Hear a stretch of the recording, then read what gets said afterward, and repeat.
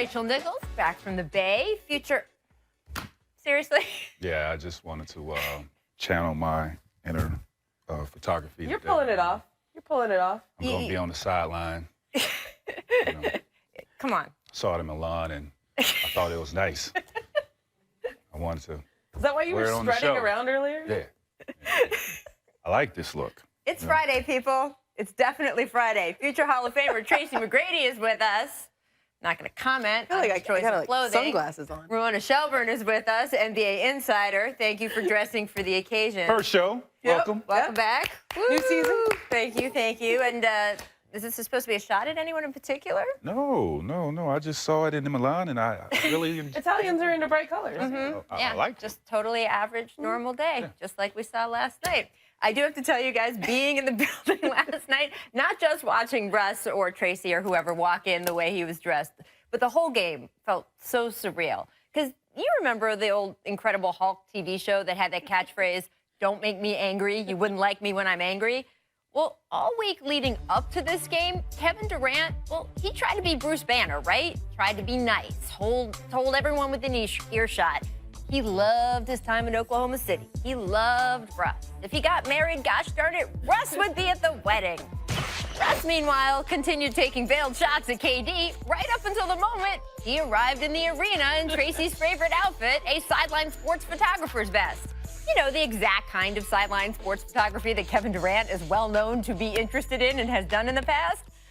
Russ would later say the vest had nothing to do with Durant, but that is hard to accept at face value. And no, we have no idea whether Russ is really that sour at KD or if he just likes the pro wrestling style drama.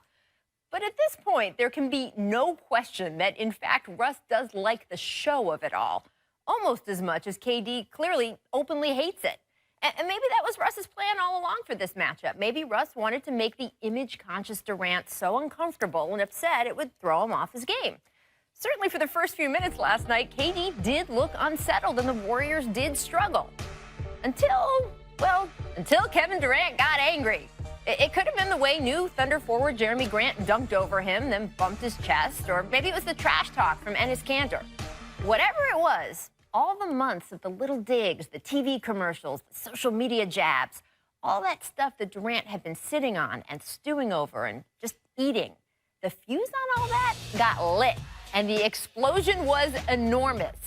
39 points of angry, merciless basketball where Durant poked his old team apart. And now the NBA has a giant hulk of a green monster to deal with. After the game, KD said in the most authoritative voice that I've heard him use in a while, "I have moved on, I am a part of Golden State, and I am excited to be part of this team." So, guys, I guess that's my question for you. The way that nice guy Kevin Durant finally, something triggered in him, right? He felt released enough to just strike back and get angry. Is that going to be liberating for him now, moving on the rest of the season? No. Really? No, not at all. For one game, playing a team that came off a back-to-back, absolutely not. And I didn't have OKC to be you a look top. nicer. Oh, thank you. I didn't have OKC to be a top 4 seed Right. In the Western Conference with KD leaving. Not at all. They probably barely will make the playoffs. But will be liberating if this KD plays like this the entire season, carries his team to the playoffs. He plays like this in the playoffs and they win a championship. That will be liberating because he's not coattailing. You don't think last night will help him move past some of this? I think it'll help him move past it, but from the outside people, no, that's just one game, and he's not free yet.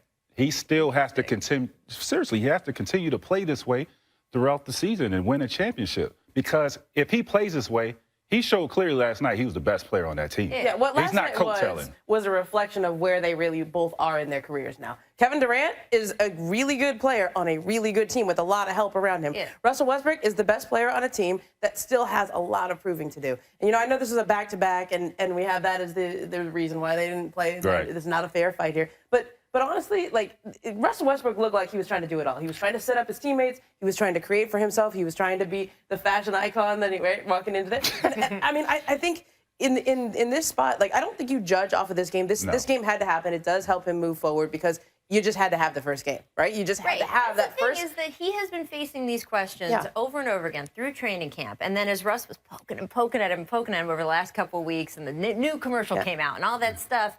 And now he can sort of just say, I released it. I don't know. I saw him sort of explode there last night and just sort of be like, well, screw it. We're not that's a mental block. We're not talking about a scrub, though. KD is top 3 player in our league. Like, this was, I expected him to come out like this and play against your old team. I remember leaving Orlando, going back for the first time. I wanted to do them in. You know, I wanted to have the best game ever, and I had a pretty damn good game. But that's what's expected of me. When you this good, you can't shy away from big games like this. Both guys had teammates who wanted to get this win for them, right? Oklahoma definitely wanted to get this win for Russ, and the Warriors definitely wanted to get this win for Kevin Durant. The Warriors got this win for Kevin Durant. And Steph Curry even flat out said it in his post-game interview with Mark Stein. For that first three-pointer and all that. You guys both mentioned the back-to-backs. I do think that is a huge factor here. Second night for the Thunder, they had played the Clippers the night before. And remember, that Clippers game went down to the final seconds, super competitive, and Russ dropped 35 points. Players know the body just doesn't recover from games like that the way people watching might expect. Here's Portland's C.J. McCollum, quote, "The NBA's sick for giving us this nationally televised game with the Thunder coming off a back-to-back against the Clippers." And then he added, "It's tough. Sleep, travel legs, all affected. No excuses, but I would have liked to watch both teams coming off days rest." Can you explain, Trace? Because CJ actually got a lot of heat on Twitter. People saying, oh, complaining, going from your private plane to your game to your game. Can you explain what it's actually like? Well, NBA should be fine because with all the build-up with us wanting to watch this game, they coming off a back-to-back. And Russ played his butt off in that Clippers game. He had to carry them because he was the only guy in double figures on his team.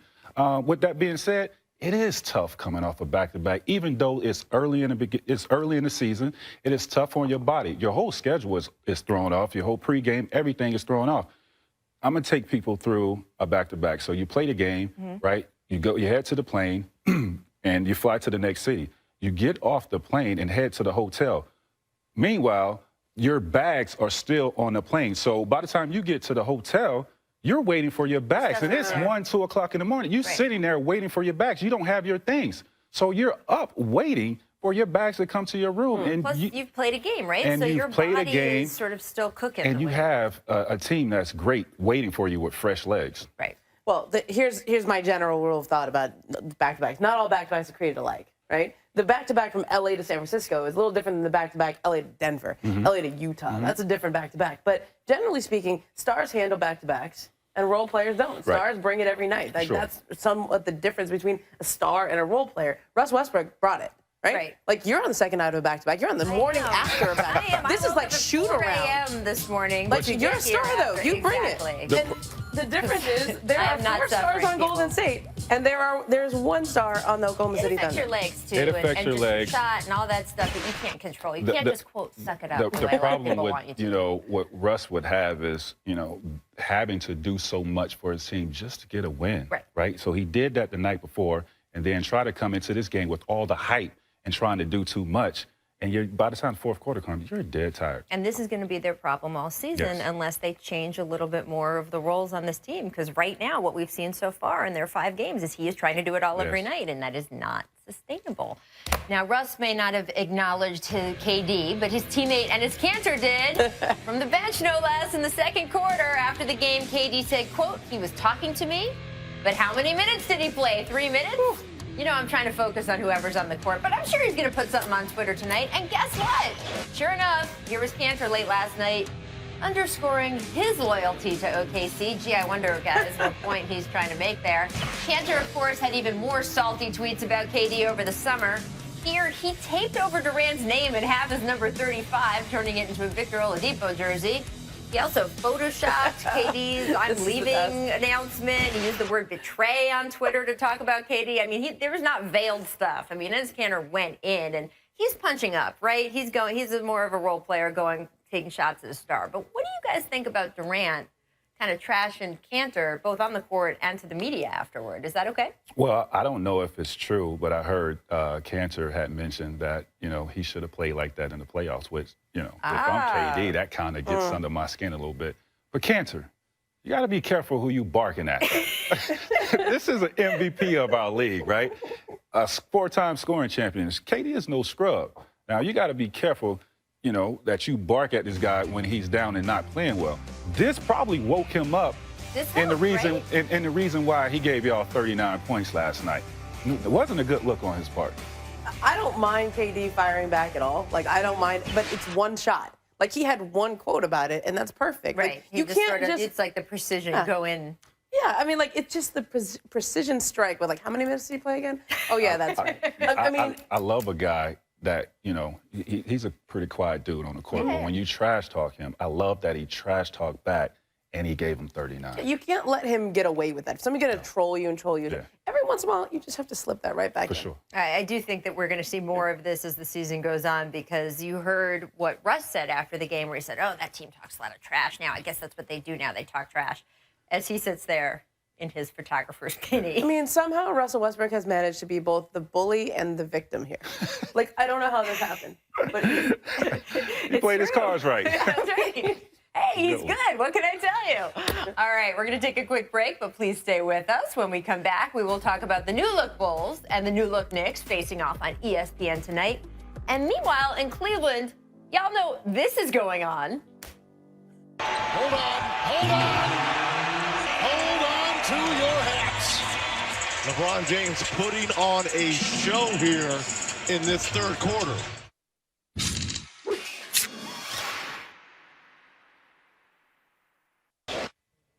Welcome back. Khloe Kardashian now repping for Cleveland. I'm just going to leave it to you guys to decide how y'all feel about that. Good, bad. Hey, man, I'm on air right now. I don't know what. How do players feel about this? that's a no comment. That's a ask me something else. Ask me anything, ask you something else. What else we about to do? Yeah. Let's talk about the city's basketball team. Yeah, Look, the Cleveland Cavaliers, the last undefeated squad standing in the NBA, 5-0. And last night it was LeBron's turn to cook. 30 points, 12 assists. Got him thinking about Oscar Robertson. Quote, I never thought averaging a triple-double would be possible, after obviously Oscar did it. You see it in the game today, though. You see guys like Russ, what he's doing every night. I've come close a few times. I always told you guys I want to be a triple threat for my team every night. So, Trace, you heard him. Russ is flirting with this. He is. And now LeBron's sort of like, oh, well, some other guy's doing that. Maybe I could do that. What, do you think this is a good idea to get caught up in this? I don't think he should try to average a triple-double, because I think then you're going to be expending too much energy going out every night trying to get those numbers. If it comes naturally, if anybody could do it, those are the two guys that I will put out that can do it. I mean, this hasn't been done since Oscar in the 60s. LeBron James is capable. I was watching him last night. He's playing with a sense of calm.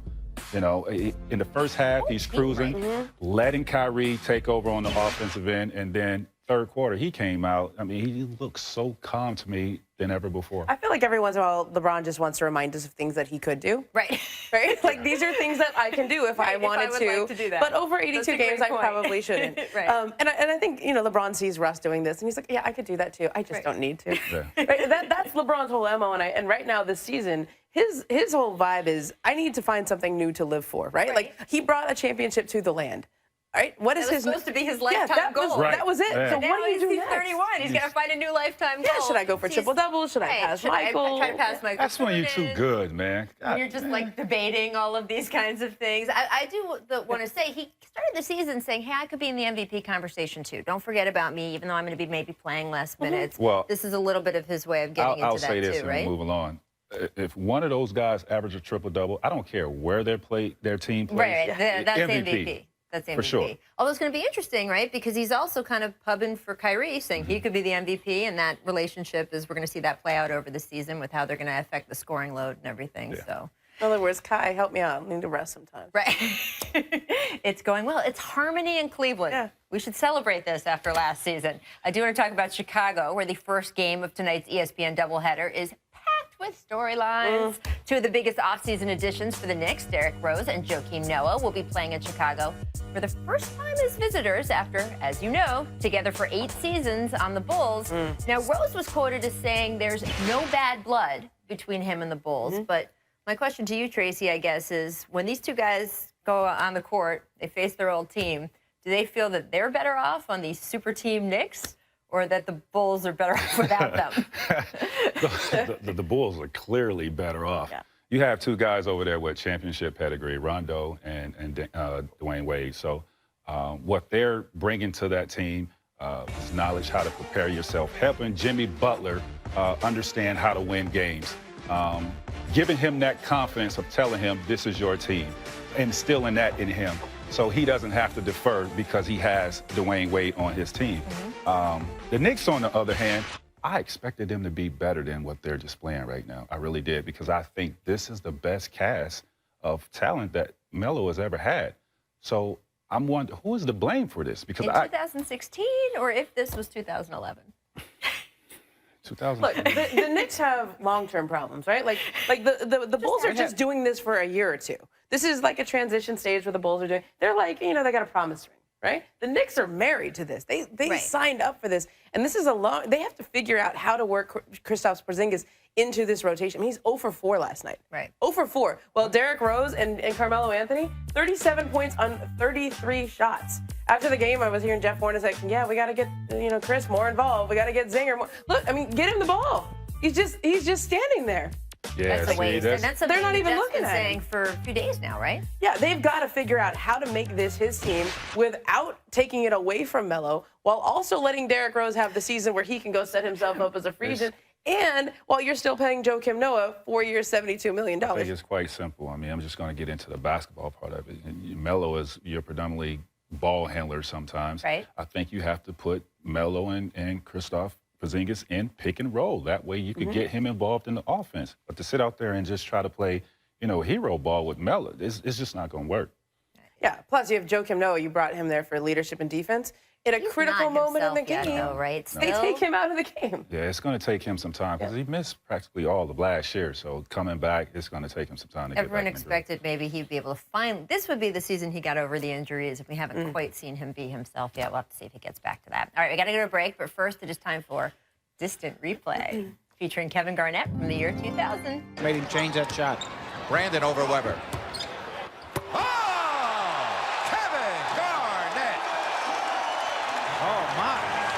Was a highlight. We will see that one on ESPN. Oh, my, perfect timing. Oh, that is flat out scary. That is breathtaking. Mavs off to their worst start in 10 years. Tonight they host the Blazers, and Wesley Matthews has been trying to rally his teammates. Here's his quote. It's not an X's and O things anymore. I'm trying to do my inspiration. Yeah, I get it. It's not an X's and O things anymore. It's heart. It's guts. It's going out there and getting a win by any means necessary. We've got to play like our contracts, our lives, our families. Everything depends on it. So like the Red Bull talk. Hey, that's a great pep talk, Wes. I know that's your former team. But you got Dame Dollar coming in tonight. You got CJ This McCollum. is the wrong team to have a must-win game against the Blazers. Man. And I don't know. I mean, you may have been able to tell by my read there. It's a little hokey, right? To be like, our lives depend on it. Our contracts. Our contracts. Dude, the Mavs are making me sad right now. Like, I just feel like Darren Williams he's had injuries. Dirk Nowitzki's been out. He's had injuries. Like every day I'm checking Tim McMahon's Twitter feed with like the latest, like, oh, Dirk's still feeling some pain in that Achilles. Like, Because he's like 86. But I will say this in Wesley Matthews. I mean, he kind of is. Hard. I will say, I do like that Wesley Matthews is trying. We criticize these guys sometimes for looking like they're not caring enough. If you care, you get a lot of credit. No, he's a competitor. I like that he came out and challenged this team. So, I mean, you might want to take the rhetoric down like a notch. Just a notch, like our lives depend on it. I don't know. There's a buzzer. We are running out of time, and that means it's time for Make or Miss. Make rebounds. Jaylen Brown had a pretty amazing rebound last night over Kevin Love. I love this. 19 points. Even LeBron said he's a really good talent. What do you think? Game changer, Tracy? For sure. Keep your eye on this kid because he's going to be a baller. Yeah, a lot of scouts told me last year going into the draft, this is the guy with the highest upside and also the farthest to fall. Right now, he's looking pretty good. Looks good. I love that rebound. Miss anger management. Steve Kerr went off on the officials during their first quarter. Now, So good. Mike Brown had to hold him back. Hey, Mike, Ramona, we know that this is a little tactic on Steve's part, right? He goes nuts and he riles up the rest of the team, but it's still fun to see, like, nice, I buy genuine it. Steve Kerr getting You know what mad that look like? upset. Hey, Look Mike. at him. Hey, Mike. Hold me back. I'm going to go crazy. Just hold me back. Come get me right I away. buy it, though. Like, that's the whole thing with Steve Kerr. Beware the fury of a patient man. Oh, it's good. Make reunions. Former Warriors interim head coach, as we mentioned, Luke Walton, faces his former team tonight at Staples Center. Do you think Luke's Lakers are going to keep it close for him, Trace? Yeah, for the first half and the second half, I don't think it's going to be close. But he is doing a fantastic job. They got a big win in Atlanta. Yeah, and remember, it's the second night of a back-to-back for the Warriors. We just discussed. I don't know if this is a scheduled loss, but Luke's Lakers won on opening night. They haven't been back at Staples Center since. Make garbage time. JaVale McGee blocks a shot from inside the rim. We have a JaVale McGee sighting. Well, I mean, a goaltending sighting. A few years back, we had that worst goaltending of all time from JaVale, Bro, right? come on. At some point, you have to get it together. How you stick your hand up through the hoop? Like, come on, JaVale. I know where you I'm are. rooting for you, man. I am, because I think he can help them guys. trying. You put your daggone hand up We through won't the be hoop. doing that This is this the guy weekend. who Have wore a a great backwards Saturday.